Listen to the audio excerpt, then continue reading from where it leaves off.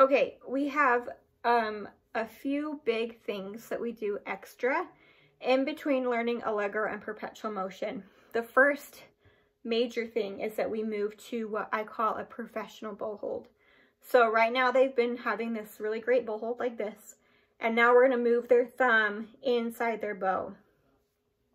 Especially with a smaller hand, it's really helpful to start out this way because it can feel so tiny and cramped in here.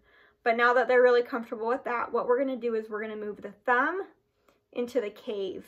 So in between the bow or the frog and the wrapping, there's this little space, and the tip of the thumb will live inside that space. And it's totally fine if the bump on the thumb touches the bow hair. If you have, like I've got like brown bow hair there, and you can show them that, but that's okay.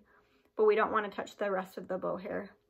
All of the other fingers stay the same, but make sure he lives in his cave and he still has a bump.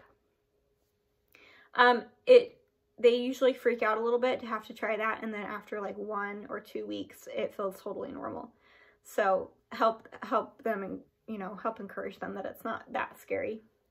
And then we can add a bow exercise to this now that we have our finger inside, and they love this bow exercise. It's called spider crawl. So keeping your fingers all rounded, you're gonna scoot, crawl all the way up to your tip. 2 things to emphasize: keeping your fingers round, but keeping your fingers loose enough to crawl. And then you're done. You can have races and stuff, and they love it. So it can be a way to ease into a new bow hold, because then they get to learn spider crawl, and they think that's so awesome. Okay, the last big new thing that we're doing before we enter perpetual motion is learning how to play a 4th finger. So there's an exercise on page 32 below Allegro that will help us learn 4th fingers. So you'll start with 1 and then open E. And then you'll play 1 and 4. You don't need to put a tape here. If a student really wants a tape, try to get them to try it for a week without a tape. They just have to feel the space between their 3rd finger tape and their 4th finger. If after a week they still really don't like playing it without a tape, then you can put a tape on, but don't leave it on for very long because they don't really need it.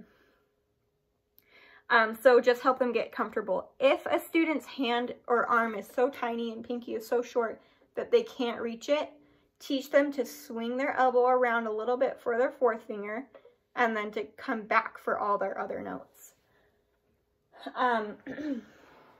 Like this.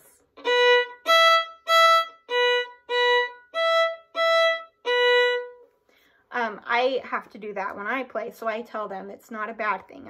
Even I have to do it because my pinky is so small. And then you can try the second part of the exercise on page 32. You